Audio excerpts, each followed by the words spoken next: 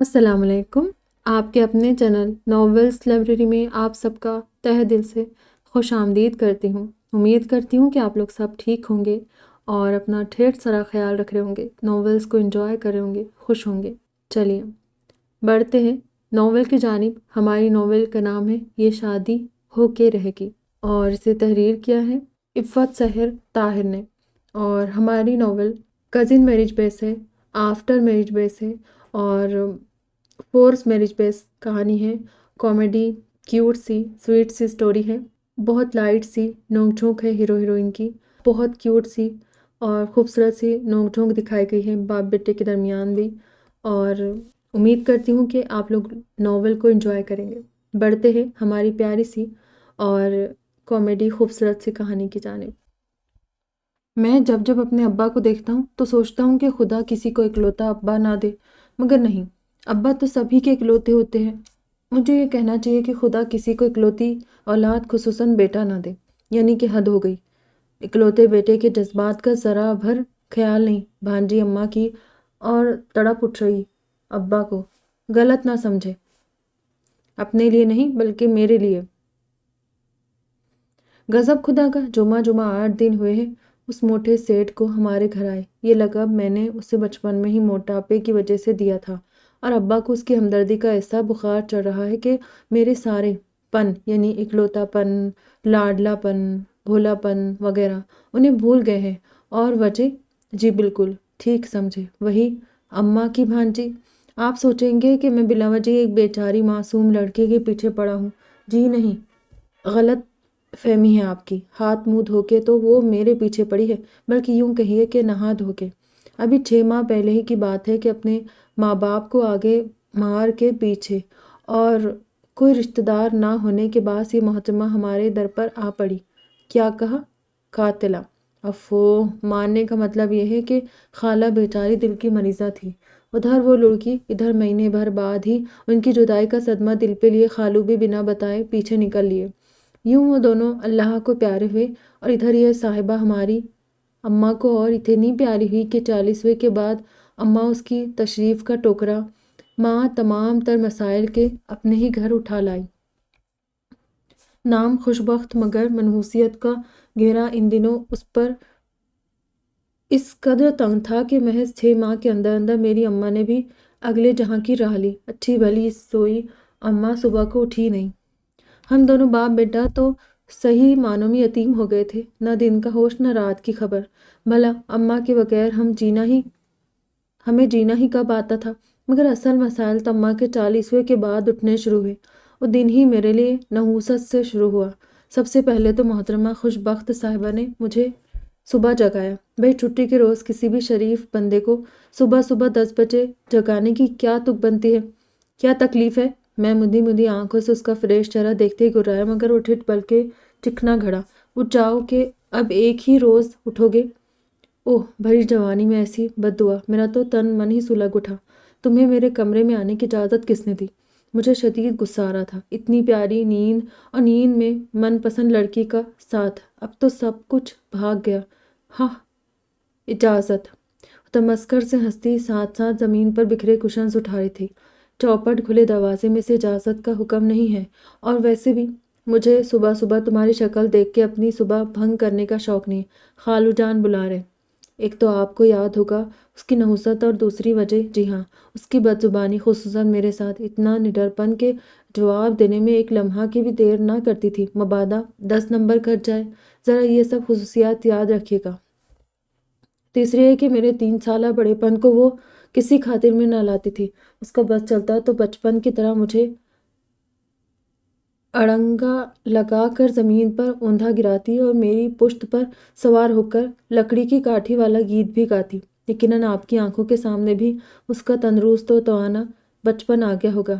ذرا سوچئے، ایک 8 سالہ مگر لاغر بچے کو 5 سال کی ٹن دبوچ لے تو اس بیچارے کا کیا حشر ہوگا؟ اسی لیے تو میں خالہ کے گھر وزیر آباد کم ہی جاتا تھا۔ موٹا سیٹھ سڑک پر لیٹ، گاڑی گزری، پھٹ گیا پیٹ۔ گاڑی کا نمبر 88۔ موٹا بولا، ہائے میرا پیٹ! اس کے شکنجے سے نکلنے کے بعد میں نظم بآواز بلند سنا کر اس کے غصے کو مزید ہوا دیا کرتا تھا۔ خیر یہ سب تو پرانی باتیں ہیں، مگر آپ کو اندازہ ہو گیا ہوگا کہ ہم دونوں کے مابین دشمنی کس قدر پرانی ہے۔ ابا نے کیوں بلایا ہے؟ انہیں یاد نہیں آج سنڈے ہے؟ میں ناراض ہوا۔ تمہارا تو ہر ڈے سنڈے ہوتا ہے۔ وہ میرا میلا تولیہ اٹھا کر کرسی کی پشت پر رکھتے پھر طنز سے بولی، یعنی کہ میرے لیٹ اٹھنے اور روزانہ آفس لیٹ پہنچنے کا تانا۔ ناشتے کے لیے بیٹھے ہیں۔ میرے کچھ کہنے سے پہلے وہ شرافت سے بول اٹھی تو مجھے مرتا کیا نہ کرتا کہ مزداق اٹھنا ہی پڑا۔ میرے باتھ روم سے فریش ہو کر نکلنے تک وہ میرا کمرہ سمیٹ کر جھاڑ پونچھ کر کے جا چکی تھی۔ خوبی بس یہی ایک تھی اس میں، نوکرانیوں والی۔ گھر خوب سمیٹ کے اور چمکا کے رکھتی تھی۔ دوسری یہ کہ کچن بھی اسی کے سر پہ چل رہا تھا، اور کیا خوب چل رہا تھا، روز روز نت نئی ڈشیں۔ تیسری یہ کہ کپڑے اب دھلے دھلائے اور استری شدہ ملنے لگے تھے، اور میرے ہر دوسرے روز دھوبی کی طرف لگنے والے چکر ختم ہو گئے تھے۔ چوتھی یہ کہ مطلب یہ کہ یہ سب خوبیاں تو نہیں ہیں۔ خیر، وقت گزارنے کے لیے وہ ہمارے تمام کام کرتی رہتی تھی، ورنہ تو شاید سارا دن ہی ٹی وی دیکھتی رہتی۔ میں جب تک تیار ہو کر ناشتے کی میز پر پہنچا، ابا میرا ناشتہ کرنے کو بے تاب ہو رہے تھے۔ السلام علیکم۔ میرا انداز بہت محتاط تھا، بلکہ میں احتیاطاً ابا سے دور والی کرسی پر بیٹھا کہ کہیں ایک آدھ جھاپڑ ہی نہ پڑ جائے۔ جواباً غصے میں نہ ہی تو ازیں راہ لاڈ و پیار بھی رسید کر سکتے تھے۔ وعلیکم السلام۔ اوئے، تمہاری گھڑی ٹائم نہیں بتاتی؟ وہ گرجنا شروع ہے اور میں منمنایا، نہیں ابا جی، خود دیکھنا پڑتا ہے۔ وہ لال بلے ہونے لگے۔ لطیفے سناتے ہیں باپ کو، الو کا پٹھا۔ افو خالو جان، میں نے کتنی بار کہا ہے خالی پیٹ غصہ نہ کیا کریں، پہلے تگڑا سا ناشتہ کر لیں۔ یہ دیکھیں میں نے آپ کے لیے اسپیشل حلوہ پوری اور چنوں کا ناشتہ تیار کیا ہے۔ بیچ میں آٹپ کی، ذرا الفاظ سنے اس کے، پھاپھے کٹنی۔ یہ نہیں کہ اکلوتے کزن کو ازیرا ہمدردی ابا کی ڈانٹ سے بچائے، الٹا انہیں کھا پی کر اطمینان سے میری بے عزتی پر اکسایا جا رہا تھا۔ میں پانی کے گھونٹ کے ساتھ ساتھ غصے کے گھونٹ بھی بھر گیا۔ اماں، میری پیاری اماں، تم نہ رہی تو میرا غصہ دیکھنے والا بھی کوئی نہ رہا۔ میرا دل بھر آنے لگا، مگر جلدی گرما گرم حلوہ پوری اور چنوں کی خوشبو نے سب کچھ بھول کر ناشتے پہ ٹوٹ پڑنے پر مجبور کر دیا۔ ہم دونوں باپ بیٹے نے تو ڈٹ کے ناشتہ کیا، مگر وہ محض حلوے اور چنوں کی ذرا سی مقدار کے ساتھ ایک پوری چکھنے کے بعد چائے کا مگ لیے اٹھ گئی۔ جی ہاں، وہی موٹا سیٹھ جو میٹرک تک کھانے سے فائٹنگ کیا کرتا تھا، بی اے تک ڈائٹنگ کر کر کے ایشوریہ جیسا فگر بنا چکا تھا، ہے نا؟ حیرت کی بات۔ خیر مٹی ڈالو، جب سے ایشوریہ کی شادی ہوئی ہے میں اس کی طرف دیکھنا بھی پسند نہیں کرتا۔ اس موٹے سیٹھ کو کون دیکھے؟ ساتھ والوں کی لڑکی اس سے ٹیوشن پڑھنے آ گئی تو وہ اسے اپنے کمرے میں لے گئی۔ اس کے جانے کے بعد ابا نے اطمینان سے سگریٹ سلگایا تو مجھے ان کی بہادری پہ ہنسی آئی۔ اس کی موجودگی میں ابا کی اتنی ہمت کہاں تھی؟ سگریٹ کے اسپلنگ بھی سنا دیتے۔ پھر اس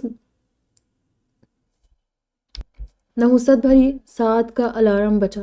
اور بھائی تم نے کیا سوچا ہے پھر؟ سگریٹ کا لمبا کش لگانے کے بعد دھویں کو بے فکری سے اڑاتے وہ میری طرف توجہ دیتے ہوئے تو میں نے اخبار اٹھاتے بے توجہ سے پوچھا، کس بارے میں؟ شادی کے بارے میں۔ کس کی شادی ابا؟ میری حیرت واجب تھی، اتنا اچانک ٹاپک؟ میری، وہ طنزیہ بولے اور میں گہرے صدمے میں گھر گیا۔ ابھی تو میری اماں کی قبر کی مٹی بھی خشک نہیں ہوئی اور آپ؟ میں فوراً جذباتی ہونے لگا۔ اوئے بے غیرتا، میں تیری شادی کی بات کر رہا ہوں۔ وہ اپنے مخصوص انداز مجھے جھاڑتے ہوئے بولے تو میری بتی سی نکلتے دیر نہیں لگی۔ اس کے لیے تمہاری اماں کی قبر کی مٹی کا خشک ہونا شرط نہیں ہے نا؟ اف، یہ ابا کے طنز، میں کھسیا گیا۔ کبھی کبھی تو مجھے لگتا ہے کہ ابا نے یقیناً طنزیات میں ماسٹرز کر رکھا ہے، بلکہ ٹاپ کیا ہوگا، اماں کی بھانجی کی طرح، تبھی تو دونوں کی گاڑی چھنتی تھی۔ تو میں کون سا لڑکی پسند کیے بیٹھا ہوں؟ میں نے منہ پھلاتے ہوئے اخبار جھٹک کر سیدھا کیا تو وہ اطمینان سے بولے، مگر میں تو پسند کر چکا ہوں۔ میں نے چونک کر اخبار پر سے منہ اٹھایا اور پھر ان کے تاثرات دیکھ کر جلدی سے بولا، اچھا میرے لیے؟ ہاں، انہوں نے اطمینان سے کہتے مجھے خاصا بے اطمینان کر دیا تھا۔ مگر ابا جی، شادی تو میری ہونی ہے۔ میں نے احتجاج ریکارڈ کرانا چاہا تو یہ کہ لڑکی بھی میری پسند کی ہونی چاہیے۔ اوئے تو فکر نہ کرو، وہ میں نے پہلے ہی سوچ لیا تھا، لڑکی تیری پسند کی ہے۔ وہ ہاتھ سے گویا مکھی اڑاتے ہوئے لاپرواہی سے بولے تو مجھے ان کی اس لاپرواہی کے پیچھے چھپی پرواہ پر پیار آنے لگا۔ تو گیا ابا جانتے ہیں کہ میں ان کی بھتیجے میں انٹرسٹڈ ہوں۔ گل، میری پیاری گل، میرا روم روم خوشی سے جھوم اٹھا۔ میں چاہتا ہوں کہ یہ گھر ہمیشہ یوں ہی خوشیوں سے بھرا، صاف ستھرا، جگمگاتا ہوا رہے۔ ابا بولے تو میں نے مذاقاً کہا، اس کی فکر آپ مت کریں، یہاں کی صفائی ستھرائی کا ذمہ تو ہمیشہ کے لیے اماں کی بھانجی نے لے رکھا ہے۔ ابا جی خوش ہو اٹھے۔ خدا تمہارا بھلا کرے بیٹا، ہو تو ایسا۔ بنا کہے کیسے؟ باپ کی دل کی خواہش سمجھ گیا۔ خوش بخت سے بہتر لڑکی تمہیں پوری دنیا میں کہیں نہیں ملے گی۔ لو جی، کیا ہی 9/11 کے دھماکے ہوئے ہوں گے۔ میں تو آنکھیں پھاڑے ابا جی کو دیکھتا ہی رہ گیا۔ آپ اتنی دیر سے خوش بخت کی نادیدہ خوبیاں بیان کر رہے تھے؟ میں صدمے سے چور لہجے میں بولا۔ بھائی دیکھو نا، تم دونوں ایک دوسرے کو اتنی اچھی طرح سمجھتے ہو تو بجائے اس کے کہ اسے رخصت کر کے ایک نئے اور اجنبی ماحول میں بھیجوں یا تمہارے لیے ایک انجان لڑکی کو بیوی بنا کر گھر میں لاؤں، میں نے سوچا کہ یہ تمام سلسلہ جیسے چل رہا ہے ویسے ہی چلتا رہے۔ ابا جی کو اپنی تیز نظری کی خوشی تھی، ایسے میں وہ بھلا مجھ بیچارے کے تاثرات کیا دیکھتے جس کی دنیا لوٹی جا رہی تھی۔ میں نے اپنا غصہ دکھانے اور ابا جی کو متوجہ کرنے کے لیے اخبار میز پر پٹکا تو چونک کر میری طرف دیکھنے لگے۔ یہ سب آپ کی غلط فہمی ابا جی، میں کھنکھار کر گلا صاف کرنے کے بعد سنجیدگی سے بولا تھا۔ ساتھ ہی ابا جی کی صاف ستھری پیشانی پر بل پڑنے لگے۔ آپ کو کس نے کہا کہ ہم دونوں ایک دوسرے کو سمجھتے ہیں، یا یہ کہ میں اسے اس لحاظ سے پسند کرتا ہوں؟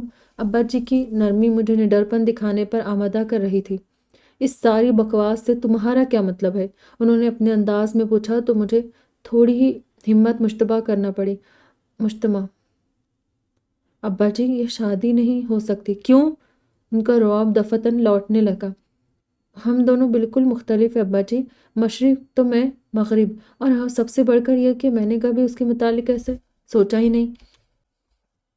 میں نے بھی اپنی طرف سے کل مکہ دی، مگر ابا جی نے جو مکہ جواباً میز کی سطح پر مارا اس نے مجھے بھی اچھلنے پر مجبور کر دیا۔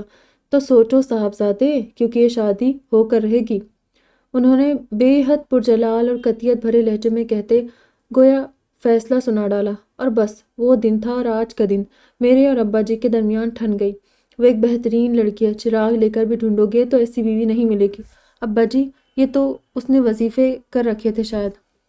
اب اگر بندے میں ذرا ہمت ہو تو پوچھے کہ میرا کیا دماغ خراب ہے کہ چراغ لے کے بھی ایسی ہی ڈھونڈوں؟ اس سے 1000 اچھی پڑی ہے دنیا میں۔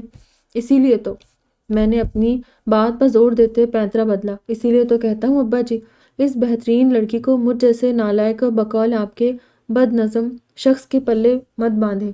اس کے لیے تو اسی جیسا لائق فائق اور بہترین آدمی ہونا چاہیے تاکہ وہ ساری عمر آپ کو دعائیں دیتی رہے۔ مگر میں یہ چاہتا ہوں کہ وہ تمہیں ہی جھاڑ پونچھ اور ٹھونک بچا کے اپنے لائق اور بہترین بنا کر ساری عمر میری دعائیں لیتی رہے۔ اف! اب بچی کا اطمینان بلکہ چالاکیاں، میرا جی چاہا کہ بال نوچنے لگوں اپنے۔ ابا جی پلیز آپ مجھے سمجھنے کی کوشش کریں۔ بیٹا جی پلیز آپ سمجھنے کی کوشش کریں کہ وہ ایک یتیم لڑکی ہے۔ دوسرے ایک کہ اس کی خالہ یعنی عبیدہ کے مرنے کے بعد اس کی ساری ذمہ داری ہم پر آ چکی ہے۔ میں اس کا خالو سہی، تم خالہ زاد بھائی سہی، مگر شریعت کی رو سے اس کے لیے قطعی نامحرم ہے۔ ایسے میں ایک شرعی رشتہ اگر بااحسن طریقے سے طے ہو سکتا ہے تو تمہیں کیا اعتراض ہے؟ وہ بہت تحمل سے سارا مسئلہ بیان کر رہے تھے۔ افو، آپ کن چکروں میں پڑ رہے ہیں؟ 6 ماہ پہلے تک تو یہ مسئلہ نہیں تھا، تب تمہاری اماں ہمارے ساتھ تھی، مگر اب دنیا بھی مشورے دینے لگی ہے۔ سنجیدہ تھے اور بات تو واقعی سچ تھی، مگر میرا دل اور سب سے بڑھ کر گل رخ میرے چچا زاد، میرا دل اوبنے لگا خوش بخت کو سوچ کر۔ آپ بے فکر رہیں ابا جی، میں فوری طور پر اس کے لیے ایک زبردست سے رشتے کا بندوبست کرتا ہوں۔ میں نے ان کا دھیان اپنی طرف سے ہٹانا چاہا۔ تم اس کے ابا بننے کی کوشش مت کرو، بس جو میں نے کہہ دیا ہے اس کے متعلق سوچو اور مجھے نکاح کی تاریخ بتاؤ۔ ابا جی اس قدر کڑکدار لہجے میں بولے کہ میں احتجاج کے سارے الفاظ بھول کر محض قربانی کے بکرے کی مانی انہیں دیکھتا رہ گیا۔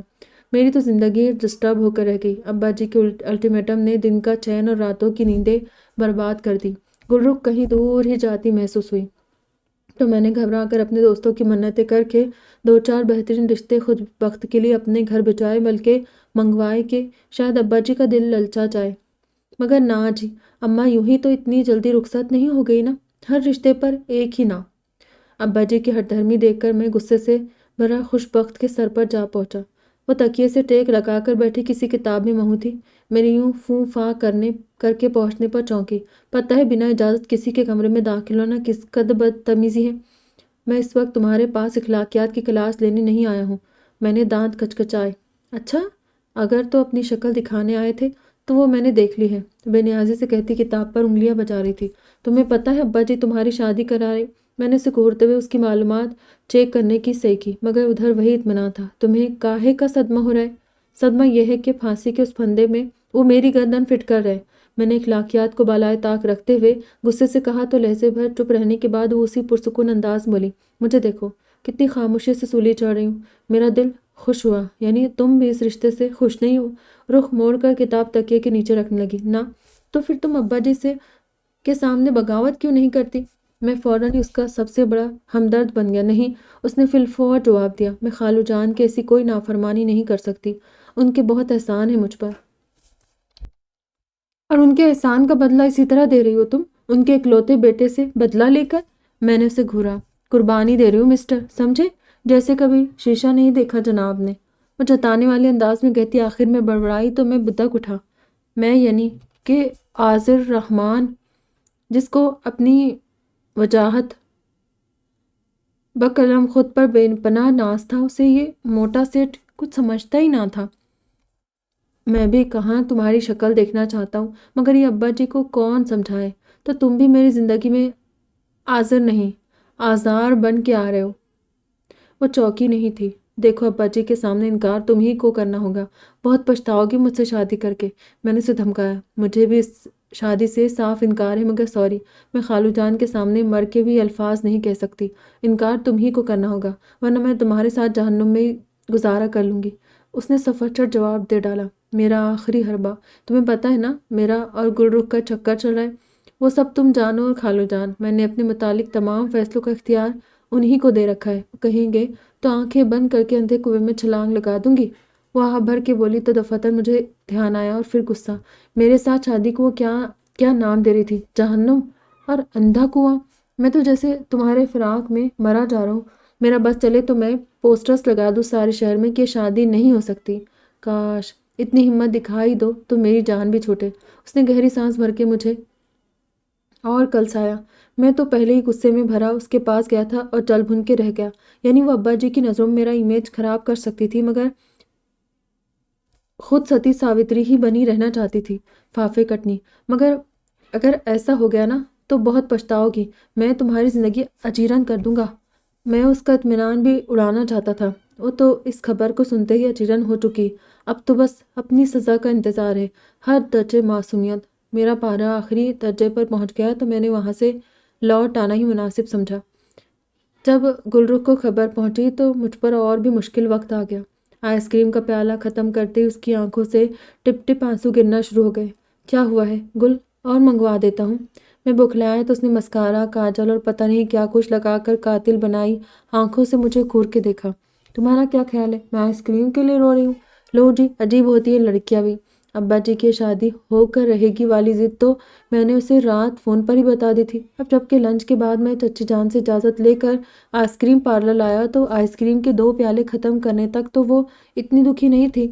اب یک مطلع ابر آلود ہوگا تو مجھ جیسا بیچارہ تو پریشان ہوگا۔ تم نے تایا جی کو صاف صاف میرے متعلق کیوں نہیں بتایا؟ ایک اور گوری میزائل۔ انہوں نے صاف صاف خوش بخت کا نام لے کر کوئی گنجائش نہیں چھوڑی تھی۔ میں نے مجبوری ظاہر کی۔ تایا جی تو ہے ہی ایسے شروع ہی سے، انہوں نے کبھی جو ہماری پرواہ کی ہو۔ چلو ٹھیک ہے، مان لیا کہ امی ابا زبردستی اچھا اپنا حصہ لے کر علیحدہ ہوئے ہیں، مگر کسی کی جائز غلطی کی اتنی بڑی سزا؟ وہ ناک چڑھاتے بولی تو میں اس کی اس قدر جائز اصطلاح پر اش کر اٹھا کہ بھئی اگر غلطی ہے تو پھر جائز کیسے ہوئی؟ مگر گل رخ اپنے بارے میں بہت جذباتی ہے، اس لیے میں نے اس کے پہلے آنسو سوکھنے پر ہی شکر ادا کیا تھا۔ تم لکھ کے رکھ لو آصر، میں تمہیں قتل کر کے پھانسی چڑھ جاؤں گی اگر تم نے کسی اور سے شادی کرنے کا نام بھی لیا تو۔ اس نے واضح الفاظ مجھے دھمکایا تو میں نے اسے گھور کر دیکھا۔ یہاں میں نے تمہیں مشورہ دینے کے لیے بلایا ہے، تمہارے قاتلانہ عزائم پوچھنے کے لیے نہیں۔ یہ تو تمہارے گھر کا مسئلہ ہے، تمہیں خود ہی حل کرنا ہوگا۔ میں تو بس لال جوڑا پہن کے چھم سے تمہارے آنگن میں اتر آؤں گی۔ وہ نیازی سے بولی تو میں آہ بھر کے رہ گیا۔ 200 روپے کی آئس کریم کے بعد بھی میرا مسئلہ وہیں کا وہی تھا۔ ابا جی، میں خوش بخت سے شادی نہیں کر سکتا۔ میں نے ان کے اسٹڈی روم میں جاتی پٹاخ سے وہ جملہ کہہ دیا جو میں نے پچھلے 2 گھنٹوں کی تیاری اور ہمت جمع کرنے کے بعد تیار کیا تھا۔ وجہ؟ انہوں نے کتاب پر سے نظر اٹھائے بغیر سکون سے پوچھا تو میں گڑبڑایا۔ گلرخ سے چلنے والے افیئر کا ذکر بھی تو میں نہیں کر سکتا تھا۔ ابا جی اور چچا جان کے کشیدہ تعلقات اس کی وجہ خاص تھی۔ وہ تو اماں کے مرنے پر دونوں گھرانوں میں دوبارہ تعلقات کچھ بہتر ہوئے، وہ بھی یوں کہ چچی جان کو میری اتنی اچھی جاب کا پتہ چلا تو انہوں نے موقع اور ماحول کی پرواہ کیے بغیر مجھے بہت مبارکباد دی، اور گوری چٹی قدرے فربہی مائل باتونی سی گلرخ تو مجھے پہلے بھی بری نہ لگتی تھی، لیکن اس روز کے بعد تو وہ جیسے مجھ پر فدا ہی ہو گئی۔ میں بن ماں کا بچہ جسے گھر میں موجود لڑکی جوتے کی نوک پر رکھتی ہو یا گھاس بھی نہ ڈالتی ہو، کوئی بھی جملہ لگا لے، اسے یکایک کوئی لڑکی اتنی اہمیت دے تو بس میں بھی مقناطیس کی طرح اس کی طرف کھینچتا چلا گیا۔ ابا جی تو پھر بھی کبھی چچا کی طرف نہ گئے، مگر وہ اپنی فیملی کے ساتھ اکثر ہمارے ہاں آئے رہتے تھے، یا پھر چچی اور گلرخ ادھر نکل آتی۔ البتہ ابا جی نے گھر آنے والوں سے کبھی تیوری چڑھا کے بات نہ کی تھی۔ میں تو خوب ہی چہکتا، تبھی تو میں غلط فہمی کا شکار ہو گیا کہ شاید ابا جی میرے دل کی آواز اپنے دل کے کانوں سے سن لیں گے۔ اب خود اپنے منہ سے گلرخ کے لیے کہنا زلزلہ لانے کے مترادف تھا۔ وہ ابا جی، ہمارے اسلام میں لڑکا لڑکی کی مرضی جانے بغیر شادی کرنا منع ہے۔ میں نے جلدی میں جو دماغ میں آیا کہہ دیا، بیٹا جی، ہمارے اسلام میں بھی منع ہے۔ وہ کتاب بند کر کے اسی اطمینان سے اینک اتارتے میری طرف بالآخر متوجہ ہو گئے۔ تو پھر ابا جی ظلم مت کریں۔ میں نے سن 60 کے ہیرو کی طرح اداس منہ بنایا تو ابا جی کو ہنسی آ گئی۔ پتہ نہیں میری شکل دیکھ کے یا میرے ڈائلاگ پر کیا ظلم ہو رہا ہے تم پر؟ پوری طرح میری طرف متوجہ ہے تو مجھے خیال آیا کہ مجھے خود کو بچاتے ہوئے تمام الزام خوش بخت پر ڈال دینا چاہیے۔ مجھے اپنی کہاں فکر ہے ابا جی؟ میں نے فوراً لہجے میں اداسی بھرتے ہوئے بات شروع کی۔ فکر تو مجھے خوش بخت کی ہے، کم بخت۔ آپ یہ مت سمجھیے کہ مجھے اس رشتے پر اپنی طرف سے اعتراض ہے، مجھے تو اس معصوم کی فکر کھائے جا رہی ہے۔ میں تو مرد ہوں، انکار کر سکتا ہوں، مگر وہ بیچاری بھاپے کٹنی تو آپ کے احسانوں پر قربان ہوئے جا رہی ہے۔ لیکن جواب میں اف نہیں کرے گی۔ لیکن ابا، میں کسی لڑکی پر یہ ظلم نہیں کر سکتا۔ میری تقریر ابھی جاری تھی۔ جوش خطابت میں مجھے ابا جی کے تاثرات نوٹ کرنا یاد ہی نہ رہا کہ انہوں نے مجھے ٹوک دیا۔ تم سے کس نے کہا کہ اسے کوئی اعتراض ہے؟ یہ بھی کوئی کہنے کی بات ہے؟ کوئی بھی ذی ہوش اور عقل مند شخص اس کی شکل ہی سے یہ اندازہ لگا سکتا ہے کہ وہ اس شادی پر بالکل بھی راضی نہیں ہے۔ میں نے ان پر اپنی زیرک نظری جتائی۔ مجھے افسوس ہے برخوردار کہ تم اپنی متعلق بہت بڑی غلط فہمی کا شکار ہو، کیونکہ یہ دونوں ہی خوبیاں کم از کم آج تک میں نے تم میں نہیں پائی۔ اف، یہ ابا جی کے طنز! بندہ شرمندہ ہو کر رہ جائے۔ میں بھی کھسیا گیا، مگر ہار نہیں مانی۔ اور نہیں تو کیا ابا جی، اسی وجہ سے تو کہتا ہوں، اس جیسی عقل مند، سلیقے مند، سگڑ اور با اخلاق و خوش گفتار کو اسی جیسا کوئی ملنا چاہیے۔ ابا جی نے پرسوچ نظروں سے مجھے دیکھا۔ تمہارے خیال میں یہ سب خوبیاں اس میں موجود ہیں؟ آف کورس ابا جی، بلکہ تو ایک باکمال اور بہترین لڑکی ہے۔ اس کے لیے تو ہمیں بے غرضی سے فیصلہ کرنا چاہیے۔ میں شاید کچھ زیادہ ہی پھٹ پڑا تھا، اتنی خوشی سے اس کی خوبیاں بیان کی کہ شاید ہی کبھی اپنی کی ہوگی۔ بس بیٹا جی، انسان جب خود کے لیے فیصلہ کرتا ہے تو اس میں سب سے مشکل کام غرض نکالنا ہوتا ہے۔ اس معاملے میں میں بھی بڑا خود غرض ہو گیا ہوں، اور میں نے اب تو اور بھی پکا فیصلہ کر لیا ہے کہ تمہاری شادی اسی سے ہوگی۔ اور کون ہوگا بھلا جس کو اس کی اتنی خوبیوں کا پتہ ہو؟ تم جانتے ہو، تم سے بڑھ کے اس کا قدردان تو کوئی ہو ہی نہیں سکتا۔ ابا جی سر دھن رہے تھے اور مجھے اپنا سر ٹکرانے کے لیے کوئی مناسب چیز نہیں مل رہی تھی۔ ابا جی، میرے پیارے ابا جی، آپ زیادتی کر رہے ہیں ایک معصوم لڑکی کے ساتھ۔ کم از کم اس کی بے زبانی ہی کا خیال کر لیں۔ اب تو میری ہر صبح اسی منحوس موضوع سے شروع ہو رہی تھی۔ بیٹا جی، وہ اتنی بھی بے زبان نہیں، اس نے کہہ دیا ہے کہ اسے شادی پر قطعاً کوئی اعتراض نہیں ہے۔ ابا جی نے میری بولتی بند کر دی۔ اب سوچنے والی بات یہ تھی کہ وہ پھاپے کٹنی مجھ سے شادی کرنے پر راضی کیسے تھی، ہے جس کے ساتھ بنا طنز کے کبھی اس نے بات ہی نہ کی تھی۔ رعب تو مجھ پر ایسے جماتی، خصوصاً ابا جی کے سامنے، کہ جیسے مجھے کچھ سمجھتی نہ ہو۔ تو کیا وہ ساری عمر مجھ پر رعب جمانے کو؟ میری کنپٹیاں سلگ اٹھی۔ غصے کے مارے کچھ نہیں سوچا تو میں نے گلرخ کو فون ملا دیا۔ اس نے حسب توقع و عادات پہلے تو مجھے ہی برا بھلا کہا، تایا جی کو صاف بتا دو۔ اس کی ایک ہی فرمائش تھی۔ 100 بار کہہ چکا ہوں کہ میں یہ شادی نہیں کر سکتا، مگر تم ان کی ضد نہیں جانتی۔ میں تھک گیا تھا اب اسے کیا بتاتا کہ ابا جی ابھی تک دل سے ان لوگوں سے راضی نہیں ہیں۔ حد ہو گئی آصف، تم جیسے بزدل شخص میں نے اپنی زندگی میں نہیں دیکھا۔ اس نے سیدھے سبھاؤ میری مردانگی کو للکارا تو مجھے ایک بار پھر ابا جی کے سامنے آنا پڑا۔ ابا جی، ایک بہت ضروری بات کرنی ہے۔ میں نے سوچا ہے کہ سادگی سے نکاح پڑھوا دوں تم دونوں کا۔ لو جی۔ ابا جی کی اپنی کم ضروری باتیں ہیں جو میری بھی سنتے۔ ابا جی مجھے اعتراض ہے۔ میں نے بات شروع کی اور ابا جی نے سینے کو مسلا۔ پتہ نہیں کچھ دنوں سے دل میں ہلکے ہلکے درد کی لہریں سی اٹھ رہی ہے، متفکرانہ انداز میں کہتے ہوئے انہوں نے سامنے پڑا ایک جگمگاتا کارڈ اٹھا کر میری طرف بڑھایا۔ یہ ڈیزائن پسند کیا ہے؟ میں نے تمہاری شادی کا کارڈ ہے۔ میں نے کہا ابا جی مجھے اعتراض ہے۔ میں نے کارڈ پر نگاہ ڈالے بغیر ہٹیلے انداز میں کہا تو وہ اپنی ہی پریشانی میں بولے، اب تو ذرا سی مزاج کے خلاف برداشت نہیں ہوتی۔ کل مجھے ہارٹ اسپیشلسٹ کے پاس لے جانا، لگتا ہے کسی روز اچانک ہی دل بند ہو جائے گا، خدا نہ کرے۔ میں گھبرا گیا۔ بس بیٹا، اپنی زندگی کی سب سے بڑی خوشی دیکھ لوں، تمہاری اور خوشبخت کی شادی، پھر جو اللہ کو منظور۔ وہ افسردہ سے ہونے لگی۔ یقین کرے اس وقت تک ابا جی کی ایکٹنگ کا مجھے اندازہ تک نہ تھا۔ وہ تو نکاح کے بعد جب ابا جی کو میں زبردستی دل کے ڈاکٹر کے پاس لے گیا تو پتہ چلا کہ وہ بالکل ہٹے کٹے ہیں۔ دل کی بیماری تو انہیں چھو کر بھی نہیں گزری۔ ہے تو غلط بات، مگر اس خبر کو سن کر مجھے ہارٹ اٹیک ہوتے ہوتے رہ گیا۔ اب تم بھی نہ، معمولی گیس ٹربل تھی، ٹھیک ہو جاتی۔ ایسے ہی اکیلی دلہن کو چھوڑ کے افراتفری میں نکل پڑے۔ وہ بڑے مزے سے کر رہے تھے اور میں جھٹکوں سے گیئر بدلتا، دانتوں پہ دانت جمائے ڈرائیونگ کر رہا تھا۔ ابا جی نے تمام مہمانوں کو ہال سے رخصت کر دیا۔ گھر فقط ہم تینوں ہی پہنچے تھے۔ کس قدر مزے کا خیز شادی تھی۔ دولہا بنام آذر رحمان، دلہن بنی خوش بخت اور ساتھ میں ابا جی۔ کاش ابا جی کا چیک اپ میں نے اپنے نکاح سے کچھ دیر پہلے کروا لیا ہوتا، مگر کیا کرتا، ڈاکٹر نے ٹائم ایسا دیا تھا کہ تب تک میں ایجاب و قبول کے مراحل طے کر چکا تھا۔ وہ دونوں لاؤنج میں پہنچے اور میں سیڑھیاں پھلانگتا سیدھا اپنے کمرے میں گیا۔ زرق برق شیروانی سے نجات حاصل کرنے میں میں نے اپنا نائٹ سوٹ پہنا اور فریش ہو کر نکلا ہی تھا کہ مسلسل بجتے موبائل نے متوجہ کر لیا۔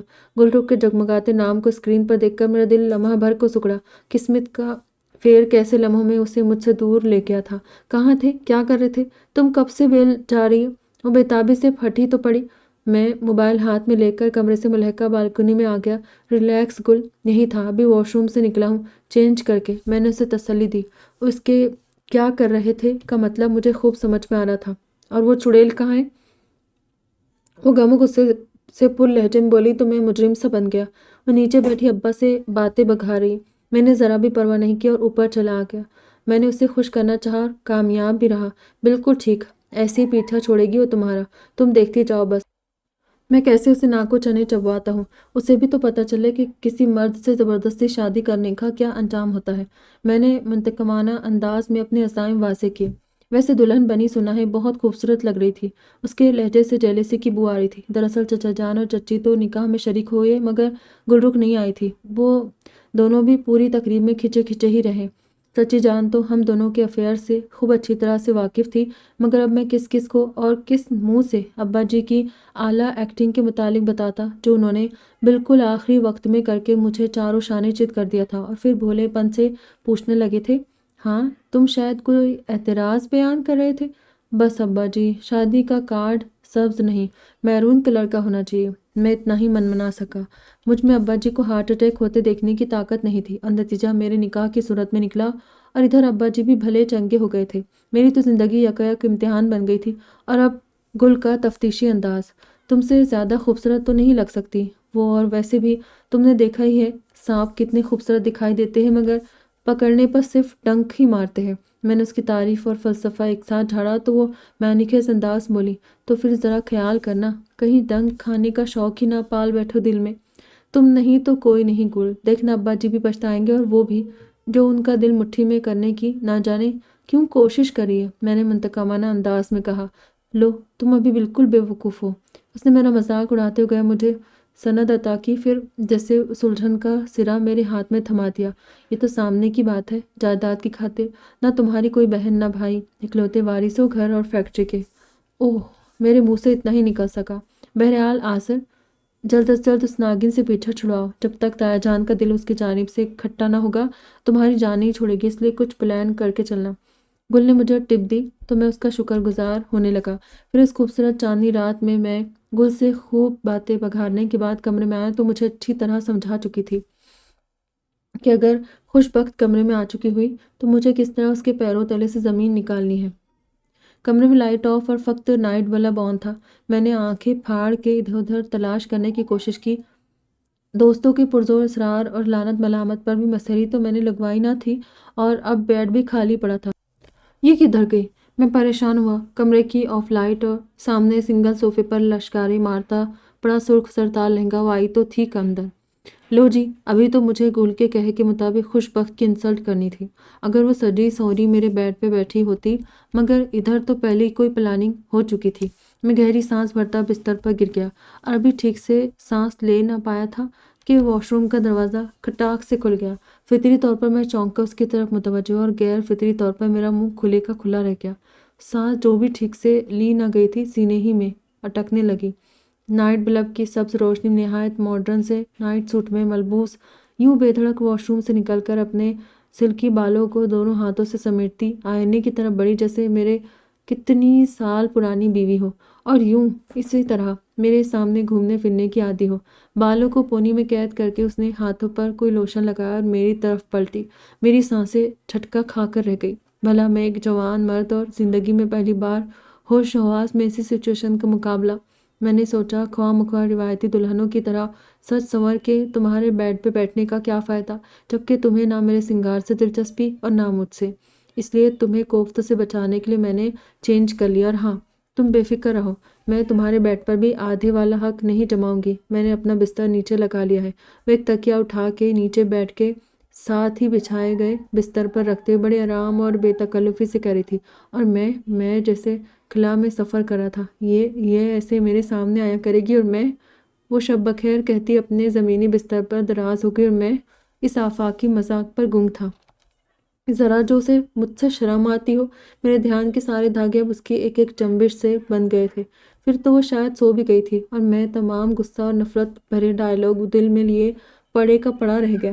اب آپ سے کیا پردہ، قسم لے لے وہ جو ساری رات نیند آئی ہو، رہ رہ کے خوش بخت پر غصہ آتا رہا۔ اس قدر بیہودہ اور بے شرم لڑکی تھی کہ اتنی بے تکلفی سے کسی مرد، چاہے شوہر ہی ہو، کہ کمرے میں سوئی اس کا ضبط آزما رہی تھی۔ گل، کہاں ہو تم گل؟ میں نے 150ویں کروٹ بدلتے ہوئے گل کو یاد کرنے کی کوشش کی، مگر چھم سے ذہن میں خوش بخت کا ہوشربا سراپا آ گیا۔ میں خود پر نفرین بھیجتا سونے کی کوشش کرنے لگا۔ صبح کے قریب کہیں میری آنکھ لگی تو پھر کسی کے جگانے پر ہی کھلی۔ وہ ایک عجیب سا احساس تھا جو پہلے میرے بالوں میں سرسراتا رہا، پھر وہ ٹھنڈا سا لمس میرے رخسار پر آ ٹھہرا۔ میں نے نیند سے بوجھل آنکھوں کو بمشکل کھول کر کچھ سمجھنے کی کوشش کی۔ اٹھ جائیں، خالو جان ناشتے کے لیے انتظار کریں۔ مجھے یوں لگا میرا رخسار تھپ تھپاتی ہو، جیسے پچھلے 6 سالوں سے مجھے ایسے ہی جگاتی آ رہی ہو۔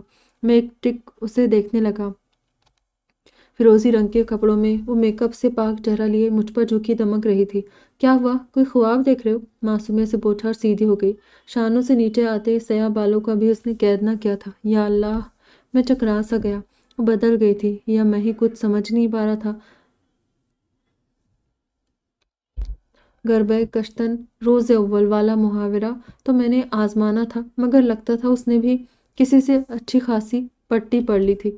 وہ آئینے کے سامنے جا کھڑی ہوئی، دوپٹے سے بے نیاز متناسب سراپا ہاف سلیوز میں سے چھلکتی باہیں اٹھائے وہ بالوں میں حسب عادت پونی ڈال رہی تھی، اور میں ہونک سا اس کے بے تکلفیاں دیکھ رہا تھا۔ اٹھ جائیں، پہلے 11 بج چکے، مجھے تو نہیں، البتہ آپ کو ڈانٹ ضرور پڑ جائے گی۔ ناشتہ تیار کرائی ہوں میں۔ فارغ ہو کر دوپٹہ شانے پر ڈالتی میری طرف پلٹی تو میں حواس میں آتے بھنایا، تمہاری تو دلی خواہش پوری ہو جائے گی مجھے ڈانٹ پڑتے دیکھ کر، اور میرا خیال کرنے کی ضرورت نہیں ہے۔ اور یہ مجھے جگانے کی فضول حرکت کیوں کی تم نے؟ میں نے مصمم ارادہ کر لیا تھا کہ اس سے ہار نہ تو قطعی نہیں، ورنہ یہ تو مجھے چٹکیوں میں اڑا دے گی۔ دیکھیے، میرا جو فرض ہے وہ میں ضرور ادا کروں گی، آپ کے اعمال آپ کے ساتھ۔ وہ اطمینان سے کہہ کر بستر پر پڑی چادر طے کرنے لگی تو میں دندناتا ہوا اٹھ کے واش روم میں گھس گیا۔ نہانے کے دوران بھی مجھے یہی خیال آتا رہا کہ وہ کوئی سازش تیار کر چکی تھی مجھے پھانسنے کے لیے، مگر میں صرف اور صرف گل رخ کا ہوں۔ میں نے قطعیت سے خود کو باور کرایا۔ تو تڑاک سے وہ آپ جناب پہ آ گئی اور اس کے ساتھ ایک عادت کے بدلنے سے جیسے جنگ و جدل کے تمام مواقع ختم ہو گئے۔ کیا مجال تھی جو وہ چالاک لڑکی ابا جی کے سامنے مجھے اپنا امیج خراب کرنے کا کوئی موقع فراہم کرتی۔ یہ کیا ہے؟ سالن پکایا ہے؟ نمک کا نام و نشان نہیں ہے اس میں، ذائقہ کہاں سے آئے گا؟ کچھ نہ سوچا تو میں نے سالن کا ڈونگا ہی ناگوار سے کہتے کھسکا دیا۔ وہ چونکی، بلکہ اس سے کچھ زیادہ ابا چونکے تھے۔ ذرا چکے دیکھے آپ، میں نے انہیں ناراضگی سے دیکھا۔ تو ٹھیک ہے برخوردار، آئندہ سے میں بازار سے کھانا کھا لیا کروں گا۔ ابا جی شاید میری محبت میں کچھ زیادہ ہی جذباتی ہو گئے تھے۔ ارے نہیں ابا جی، میری خاطر آپ خود کو کیوں تکلیف دیتے ہیں؟ قصور تو پکانے والے کا ہے نا۔ میں موم ہوا۔ ادھر ابا جی دھاڑے، الو کے پٹھے، پتا تھا اچھی طرح کہ ہائی بلڈ پریشر کا مریض ہوں، پھر بھی نمک کی کمی کا رونا۔ سامنے نمک دانی رکھیے، خبردار جو خواہ کے نقص نکالے رزق میں تو۔ تب مجھے پتا چلا کہ وہ میری محبت میں جذباتی ہو کر ہوٹل میں نہیں جا رہے تھے، بلکہ مجھ پر طنز فرمایا جا رہا تھا۔ جی تو چاہا کھانا چھوڑ کے اٹھ جاؤ، مگر اکلوتے ابا بھی نا ایک آزمائش ہوتے ہیں۔ مجھے معلوم تھا کہ میں نے ایک دن کا کھانا چھوڑا تو اگلے 10 دنوں میں ابا جی فاقہ ہی کرائیں گے، سو میں بے دلی سے نمکدانی اٹھا کر سالن میں نمک چھڑکنے لگا۔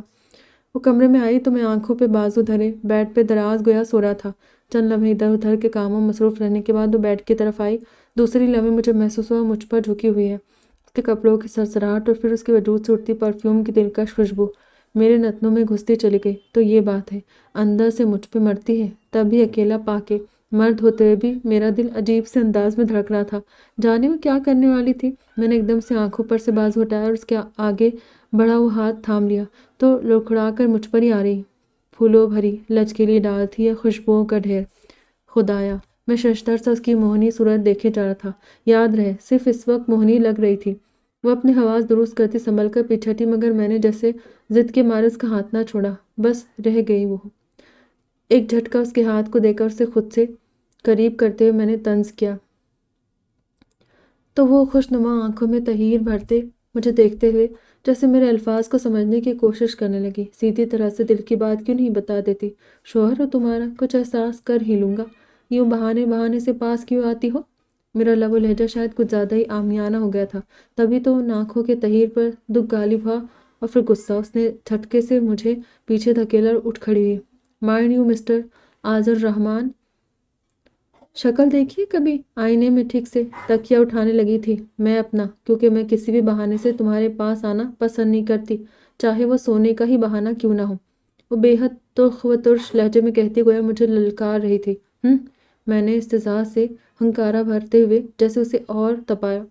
اب تک جو کچھ ہوا وہ خالو جان کی خواہش تھی، مگر اب جو ہوگا وہ میری ضد ہے آذر رحمان، اور عورت کی ضد سے ابھی تم واقف نہیں ہو۔ وہ عجیب سے لہجے میں کہتی اپنا تکیہ چھوڑ کر وہاں سے ہٹی اور پلٹ کر کمرے میں سے ہی نکل گئی۔ ابا جی، دفعتاً ہی اس خیال سے مجھ پر دہشت اور پھر لرزہ طاری ہو گیا کہ رات کی اس پہر وہ یہ تمام رودات ابا جی کو سنانے گئی تھی، اور جو حال میرا ہونے والا تھا یہ خدا ہی بہتر جانتا تھا۔ میں چھلانگ لگا کر بستر سے اترا اور ننگے پاؤں ہی اس فتنی کے پیچھے بھاگا۔ دو کر کے سیڑھیاں پھلانگی، 3 دفعہ گرتے ہوئے بچا۔ نیچے پہنچا تو ابا جی لیٹ نائٹ ٹی وی مباحثے میں مگن تھے۔ ایک نظر مجھے دیکھا، پیاس لگ رہی تھی، آج پانی رکھنے یاد ہی نہیں رہا۔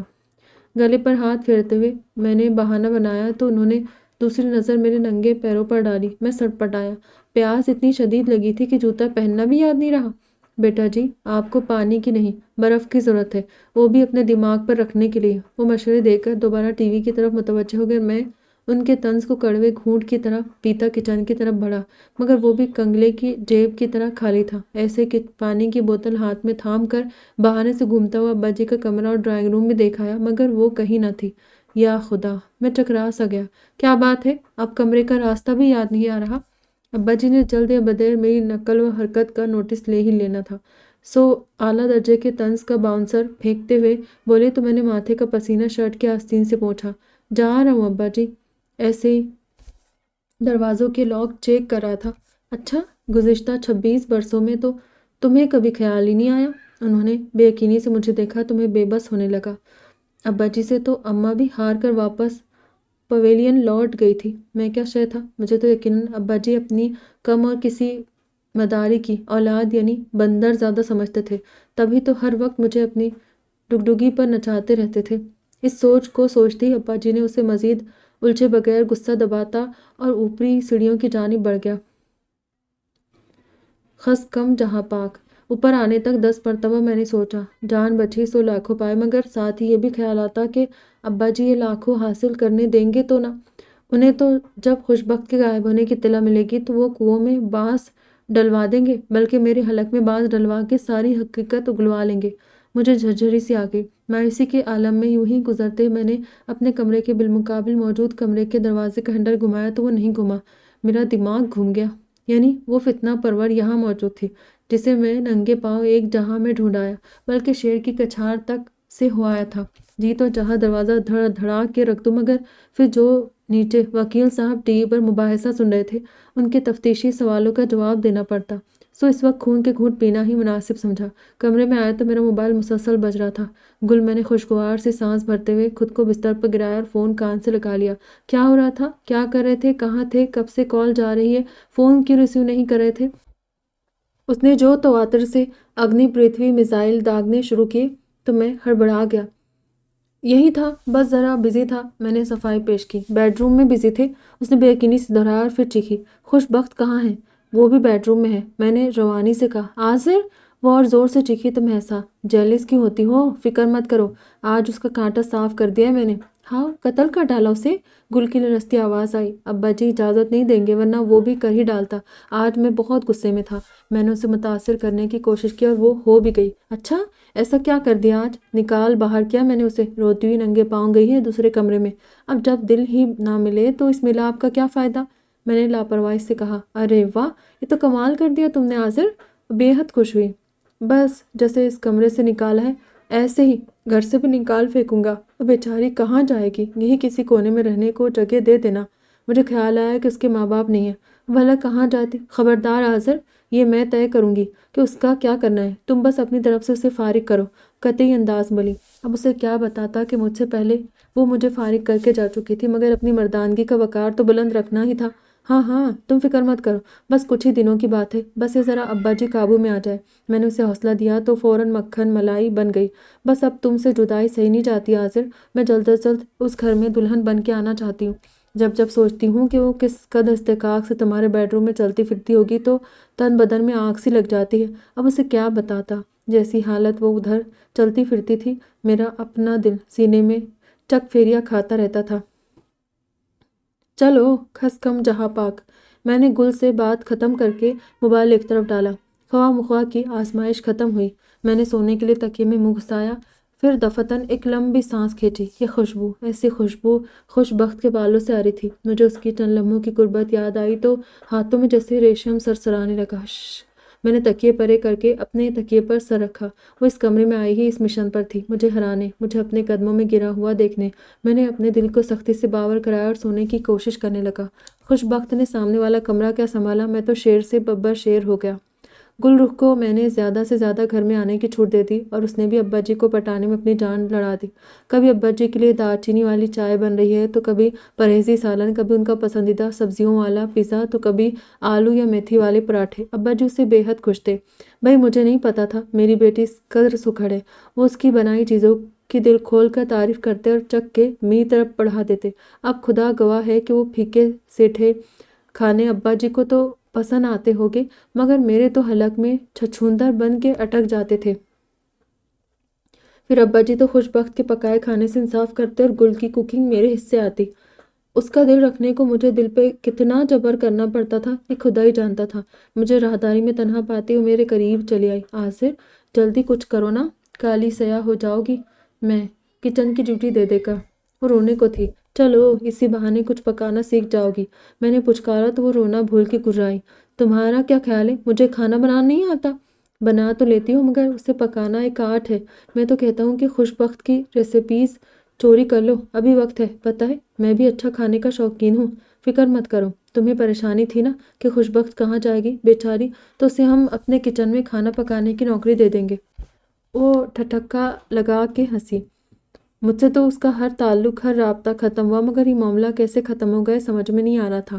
میں کئی دنوں سے الجھا ہوا تھا۔ خوش بخت نے ابا جی سے بھی کچھ نہ کہا تھا، وہی روٹین وقت، اسی طرح گھر کی دیکھ بھال، ابا جی کے نخرے اٹھانا۔ البتہ مجھے اس نے دودھ میں سے مکھی کی طرح باہر نکال دیا تھا۔ کبھی جو میری اس کی کانٹے دار لڑائی ہوتی تھی، وہ ختم ہوئی تو گھر میں خاموشی چھا گئی۔ گلرخ کی آمد بھی اس خاموشی کو توڑ نہ پائی تھی۔ وہ تمہیں تو ہر بات سمجھانا پڑتی بے وقوف، کل بگڑی۔ اور پھر آگے ہو کے مجھے سمجھانے لگی کہ خوشبخت سے نجات کا بہترین طریقہ کیا ہے۔ میرے کپڑوں اور الماری کا ستیاناش ہو رہا تھا، کمرے میں ہر طرف دھول اڑ رہی تھی، مگر کوئی پوچھنے بلکہ پوچھنے والا نہ تھا۔ خوشبخت کیا ادھر سے گئی، میرے کمرے کی خوشبختی ساتھ لے گئی۔ گلرخ سے دوبارہ صفائی کروائی، مگر الرجی کی وجہ سے چھینکیں مارتی نکل بھاگی۔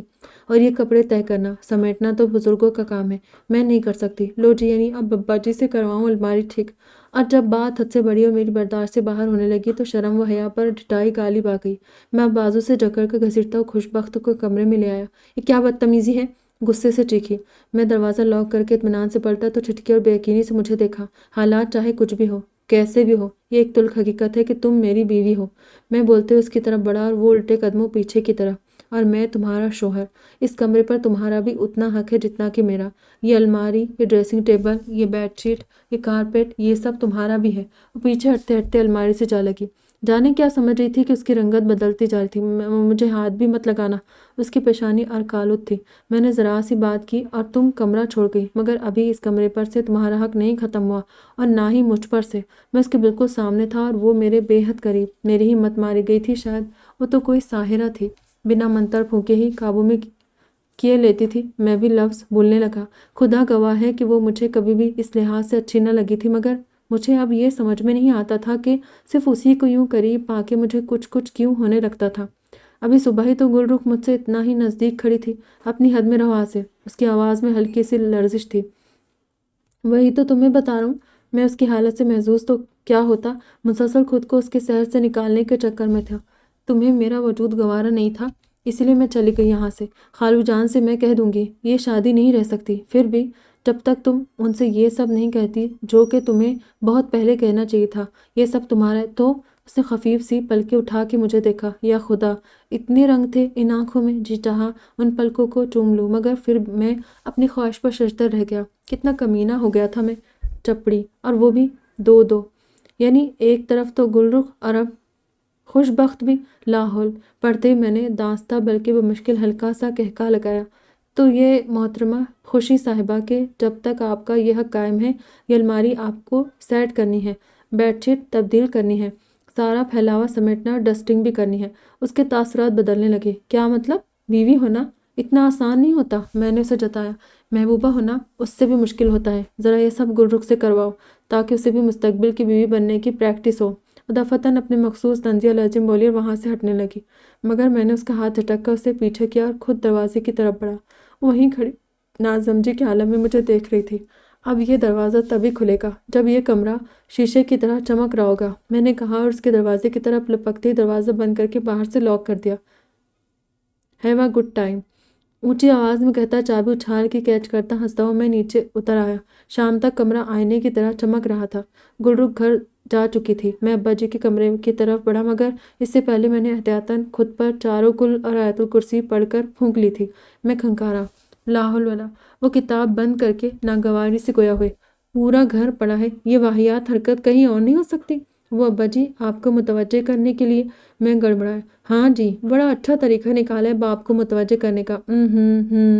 انہوں نے طنز کا جوتا بھگو کر مارتے آخر میں کھنکار کی میری نقل اتاری۔ لو جی، اب میں جو تیاری کر کے آیا تھا اس پہ تو ابا جی نے پہلے ہی رعب کی اینٹ رکھ دی تھی۔ میرا حوصلہ ٹوٹنے لگا۔ ابا جی، آپ سے بہت ضروری بات کرنی ہے مجھے۔ اچھا جی، پھر وہی طنزیہ انداز۔ مجھے شک ہوا، یہ تو ابا جی پچھلے جنم میں میری بیوی رہ چکے تھے یا رقیب روسیہ۔ ابا جی، خوشبخت سے میری شادی سراسر آپ کی خواہش تھی۔ میں نے آپ سے کہا بھی تھا کہ ہم دونوں کے مزاج خیالات کچھ بھی میل نہیں کھاتا، مگر آپ نے توجہ نہیں دی، اور آپ کی اسی ضد اور یہ شادی ہو کر رہے گی کے نعرے کی وجہ سے آج میرا گھر ٹوٹ رہا ہے۔ ابا جی، میں نے بے حد جذباتیت بھری اداکاری کے جوہر دکھائے۔ ابا جی کے چہرے پر پہلے حیرت اور پھر غصہ چمکا۔ اس میں بھی تمہارا ہی قصور ہوگا الو کے پٹھے، تم ہی راضی نہیں تھے۔ بس بس ٹھیک ہے، آپ تو ہے ہی اس کے، میں ہی بے وقوف ہوں جو آپ کو اپنا سمجھ کے اپنا دکھ سنانے آ گیا ہوں۔ میں ناراضگی سے کہا، تب کہیں جا کے وہ مدھم پڑے۔ تم کہنا کیا چاہتے ہو؟ خوشبخت دل سے اس شادی پہ رضامند نہیں تھی۔ اس کی عقل مندی کا تو میں شروع سے معترف ہوں۔ انہوں نے سر دھنا۔ ابا جی، میں بیچارگی کی تصویر بن گیا۔ اچھا، آگے بولو۔ مجھے پسند نہیں کرتی تو پھر داد دو اس کے حوصلے کی۔ ان کی زبان پھر پھسلی۔ وہ لفظ صاف لفظوں میں کہہ رہی ہے کہ یہ شادی نہیں رہ سکتی۔ میں نے اپنی کہانی جاری رکھی۔ تم بتاؤ برخوردار، تم کیا چاہتے ہو؟ انہوں نے بغور مجھے جانچا۔ میں اب کیا کہوں گا؟ مگر مسئلہ تو اس کا ہے۔ میرا کمرہ چھوڑ کے سامنے والے کمرے میں شفٹ ہو گئی ہے۔ میرا خیال ہے ابا جی، میرا خیال ہے کہ وہ کیا خیال ہے تمہارا؟ ذرا میں بھی تو سنوں۔ ابا جی کی بھڑک میرے تمام خیالات کو بھگ سے اڑانے لگی تو میں نے لپک جھپک کر جلدی سے خیال کو ہی تھام لیا۔ وہ کسی اور کو پسند کرتی۔ آذر! ابا جی کی آواز میں ناگواری تھی۔ وہ جو لڑکی اس سے پڑھنے آتی، اس کا ماموں آرمی میں میجر ہے شاید۔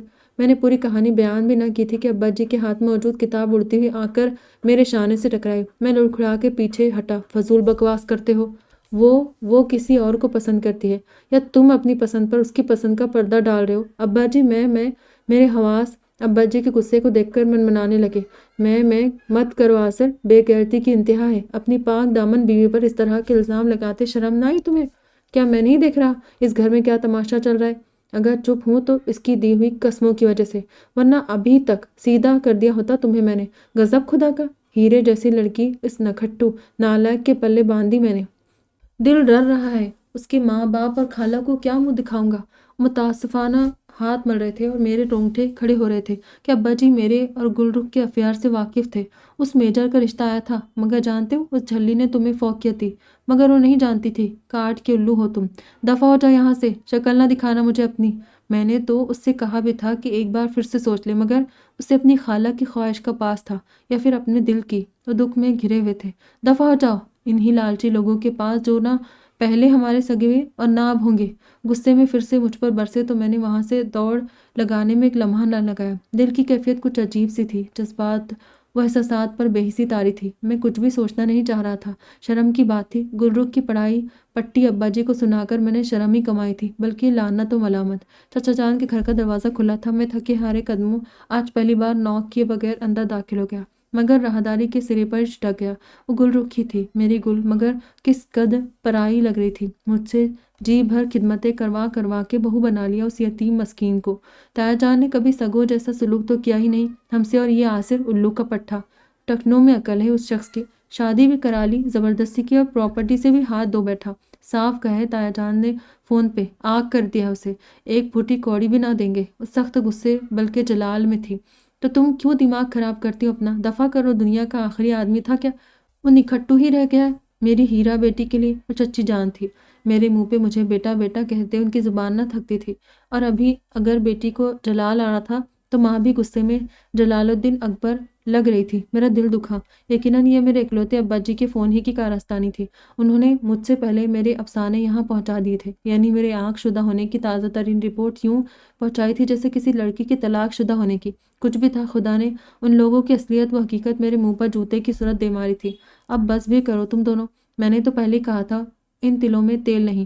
پہلے حصے کی مد بھی میں بھائی جان سے 5.5 لاکھ زائد لے چکا تھا، اب وہ کہاں قابو آنے والے تھے؟ چچا جان کی ابھرنے والی آواز نے لمحہ بھر کو مجھے منجمد کر دیا۔ جی تو چاہا ان کے سامنے جاؤں، لعنت ملامت کروں، مگر جو خود لعنت و ملامت کے قابل ہو رہا ہو، کسی اور کو کیا احتساب کے کٹہرے میں کھینچے گا؟ مردہ قدموں سے میں وہاں سے لوٹ آیا، کبھی وہاں نہ لوٹنے کے لیے۔ گھر میں ایسی خاموشی پھیلی تھی جیسی اماں کے موت کے وقت تھی۔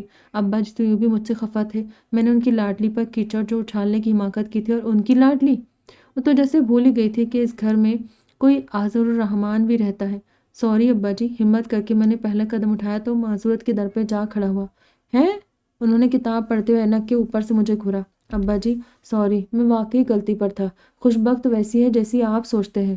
میں پھر اس کی تعریف میں ڈنڈی مار گیا، مگر ابا جی چونکنے والے نہیں تھے۔ اوئے الو دے پتر، سیدھی طرح کہنا کہ شرمندہ ہے اپنے کہے پر اور معافی مانگنا چاہتا ہے خوشبخت سے۔ لو جی، کر لو گل۔ اب یہ میں نے کب کہا؟ میں چکرا گیا۔ ایک تو یہ ابا جی بھی نا اپنی من مرضی کے مطلب نکالنے انہیں خوب آتے تھے۔ مجھے شچپن میں مبتلا دیکھ کر جیسے مجھ پر بڑھاوا دینے لگے۔ ہاں ہاں کہو کہ تم بہت شرمندہ ہو، اس کا سامنا نہیں کر سکتے، مگر مجھے معلوم ہے وہ بہت اچھی لڑکی ہے، بہت نرم دل، ایک بار کہنے پر ہی تمہیں معاف کر دے گی۔ ابا جی میں آپ سے سوری کرنے آیا تھا۔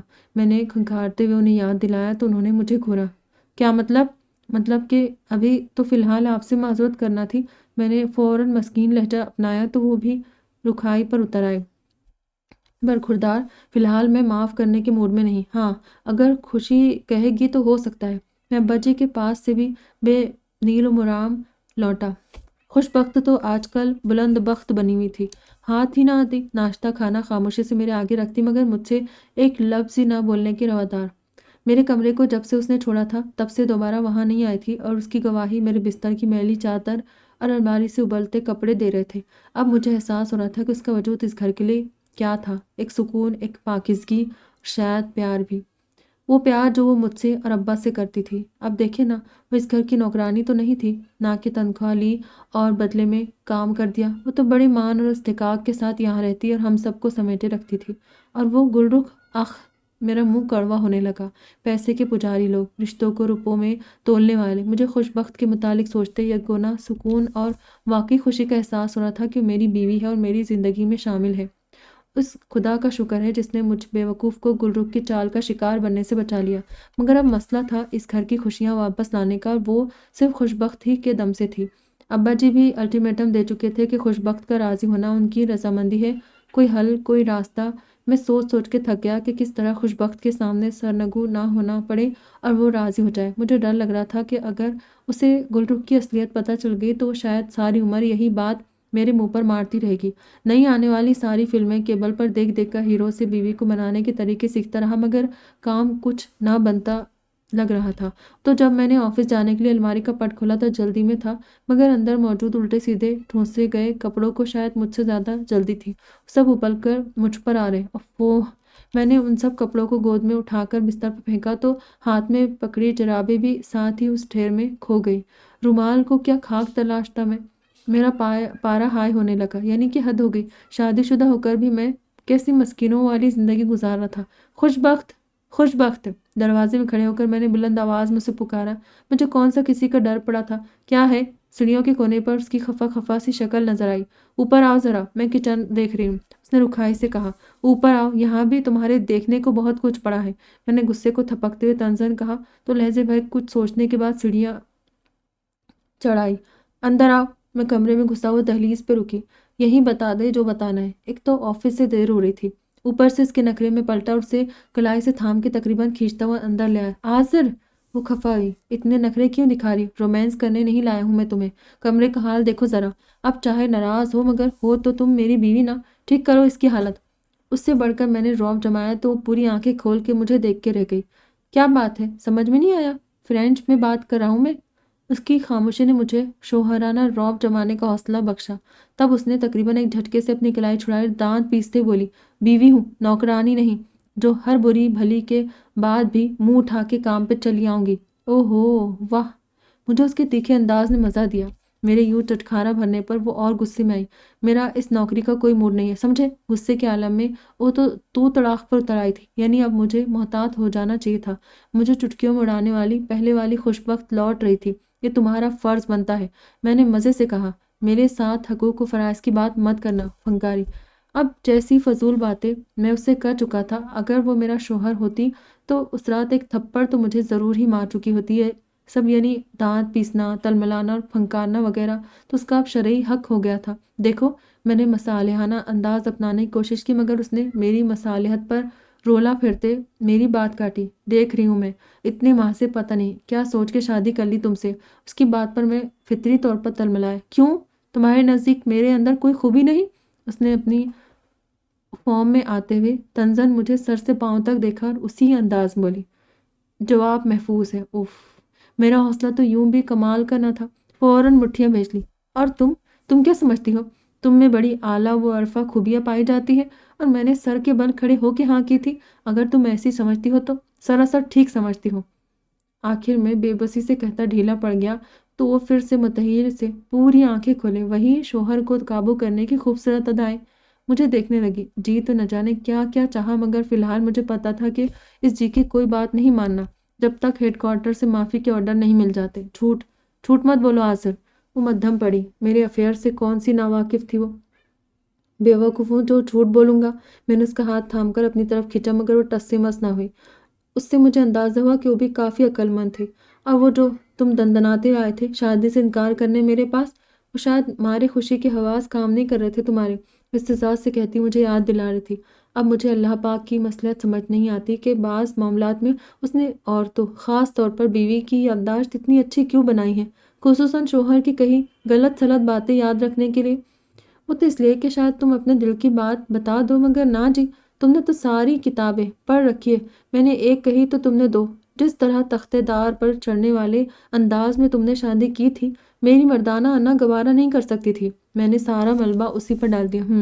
بے وقوف نہیں ہوں میں، جانتی ہوں آج کل تمہیں ایک عدد کام والی کی سخت ضرورت ہے۔ اس نے میرے اوندھے سیدھے ہوئے کمرے کی طرف اشارہ کیا تو میں نے اس کا دوسرا ہاتھ بھی اپنے ہاتھ میں جکڑ لیا۔ جس طرح کی فضول باتیں تم نے کہی تھی وہ میری زنانہ انا بھی گوارا نہیں کرتی۔ آز الرحمن، اس کی پلکیں بھیگنے لگی، اور آنسو تو بے بسی کی علامت ہوا کرتے ہیں نا، ہار کی ہے تو بڑی کمینی سی بات، مگر مجھے بڑی خوشی ہوئی۔